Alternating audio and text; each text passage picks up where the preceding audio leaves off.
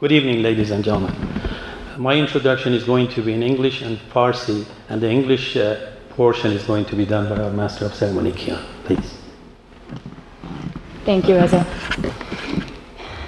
Each year we gather in September to remember the victims of the Islamic Republic's premeditated murder of several thousand political prisoners. Since its creation in 1979, Iran's Islamic government has routinely violated the basic human rights and dignity of dissident intellectuals, political activists, artists, journalists, and scores of other ordinary Iranians. In fact, the crimes of the Islamic regime in Iran go as far back as the very first night of its establishment, when it began to execute former regime elements without a trial or rights to a lawyer.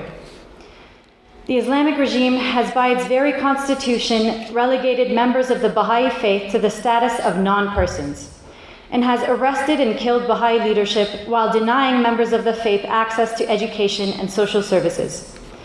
Followers of the Jewish faith, Christianity, and other religious minorities have also been treated as second-class citizens, harassed, tortured, and even killed during these years. The Islamic regime has also persecuted and repressed Iran's many ethnic groups, including Kurdish Iranians, who have been the victims of repeated crimes and attacks on their rights and lives. Following a campaign initiated and led by a group of Iranian Canadians, on June 5, 2013, the House of Commons passed a motion by unanimous vote that condemned the mass murder of political prisoners of Iran in the summer of 1988. By constituting it as a crime against humanity. September 1st was designated as a day of solidarity with political prisoners in Iran. In doing so, it became the first government in the world to commemorate this heinous action. The admirable stance of the Parliament of Canada, coupled with the steadfast dedication of the Canadian government to the cause of human rights, has been among the most exemplary in the democratic world. As you all heard in the documentary played earlier, the recent release of an old audio recording of the late Ayatollah Montazeri, once considered the successor designate to Ayatollah Khomeini. In the recording, he calls out the members of the Death Commission, some of which hold posts in the current government of Iran and the Islamic Republic, as criminals.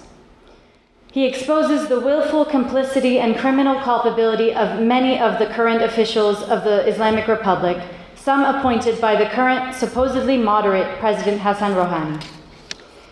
Considering this and Iran's unabated and routine oppressive practices, we must insist, demand, ensure that any normalization of political relations with a regime that has committed and continues to commit such atrocities and crimes against humanity should at least be subject to specific demands, such as the immediate release of all political prisoners, notably Canadians Dr. Homa Hotfar and Mr. Saeed Malikpour, as well as the release of all the names of the thousands of victims massacred during these years and the location of their graves.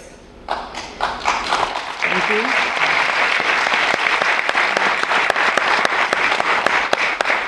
We remain grateful for the heartfelt expression of solidarity by our representatives in the House of Commons and beyond. We also expect our government to continue its leadership by drafting the Human Rights Resolution each year at the United Nations against daily violation of human rights in Iran. We look forward to working for a more equitable, representative, and reflective society both in Canada and Iran. There can be no reconciliation without truth, and justice may never come, but our insistence on the truth in the name of human dignity can go a considerable distance toward honoring past and current victims and their families. This will ensure that no such acts are ever rewarded in the future. Thank you very much. بازماندگان و اعضای محترم خانواده‌های قربانیان کشتار تابستان 67 اعضای محترم پارلمان فدرال و استان‌های اونتاریو و کبک، میهمانان عالی‌قدر، خانم‌ها، آقایان، به مراسم یادمان سالانه کشتار زندانیان سیاسی سال 67 خوش آمدید. همه ساله در ماه سپتامبر گرد هم میاییم تا یاد و خاطره قربانیان کشتار دست جمعی و آگاهانه جمهوری اسلامی از هزاران زندانی سیاسی که عمدتاً اعضای سازمان‌های مجاهدین خلق و فداییان خلق و سایر گروه‌های چپ بودند را گرامی بداریم.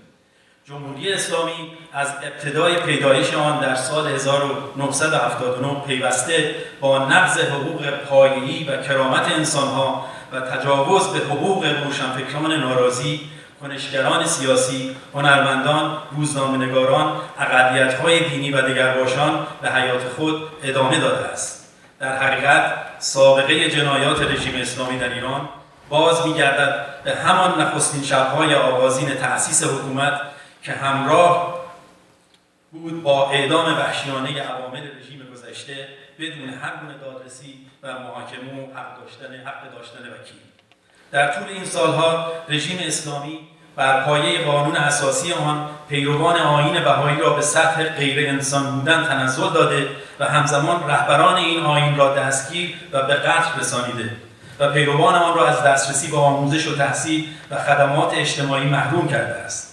پیروان آیین یهودی و مسیحیت و دیگر اقلیت‌های دینی نیز به عنوان شهروندان درجه 2 تلقی شده و در این سالها همواره مورد اذیت و آزار قرار گرفته و شکنجه و گاهن به قتل رسیدند. افزون بر آن، جمهوری اسلامی سرکوب و کشتار بسیاری از اقوام ایرانی را همچون کردهای ایران دنبال کرده و به حقوق و زندگی آنان تجاوز کرده است. چنانکه آگاهید، طی کارزاری به همت جمعی از ایرانیان کانادا، پارلمان کانادا در تاریخ 5 ژوئن 2013 لایحه‌ای را به اتفاق آرا به تصویب رساند که در آن کشتار زندانیان سیاسی در تابستان 67 در ایران جنایت علیه بشریت شناخته شد و به دنبال آن روز اول سپتامبر روز همبستگی با زندانیان سیاسی در ایران تعیین گردید. بدیهی است این اقدام تحسین برانگیز پارلمان کانادا در پیوند با از خودگذشتگی استوار دولت کانادا در ارتباط با موضوع حقوق بشر الگویی مثال زدنی است برای سایر کشورهای دموکراتیک. همچنان که در فیلم مستند آغازین مشاهده گردید، در نوار شنیداری منتشره اخیر از آیت الله منتظری که زمانی جانشین آیت الله خمینی محسوب میشد، ایشان در دیداری که با اعضای هیئت مرگ در تابستان 67 داشتند، کسانی که همکنون برخی از آنان در دولت روحانی شاغلند، آنان و جمهوری اسلامی را جنایتکار خطاب کردند.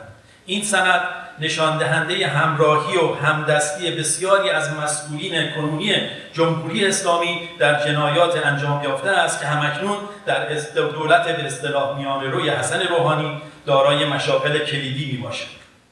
با عنایت به مطالب گفته شده و سیاست‌های روزافزون سرکوبگرانه دولت ایران، از دولت کانادا انتظار می‌رود که در صورت دنبال کردن عادی‌سازی روابط با جمهوری اسلامی ایران بایستی به خواسته برحق ایرانیان و ایرانیان کانادا که آزادی بدون قید و شرط تمامی زندانیان سیاسی و عقیدتی و به ویژه ایرانیان کانادایی همچون خانم دکتر هما هوتفر و آقای سعید ملکپور لازمه آن است که به عنوان پیش شرط به این مسئله توجه نمایند.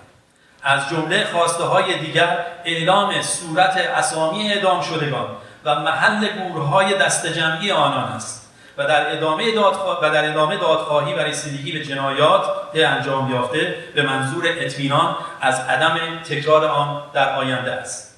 ما بدین وسیله از اعلام همدردی صمیمانه نمایندگان خود در پارلمان کانادا و دیگران سپاسگزاری می‌کنیم و انتظار داریم تا کانادا به عنوان کشوری پیگیر در امر حقوق بشر مانند سالهای گذشته رهبری تهیه و تنظیم پیشنویس قطعنامه‌های سازمان ملل بر علیه جمهوری اسلامی در زمینه حقوق بشر را همچنان به عهده بگیرد.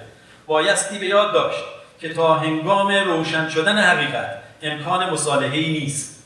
ممکن است که هیچگاه آنگونه که می‌خواهیم عدالت تحقق نیابد، اما پایفشاری ما بر حقیقت یابی بر پایه کرامت انسانی میتواند تسکین دهنده برخی از دردها بوده و به گونه‌ای بزرگداشتی است از قربانیان پیشین و کنونی و خانواده‌های آنها.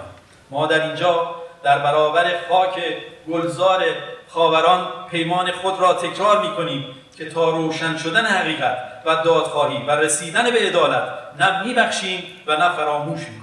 با سپاس.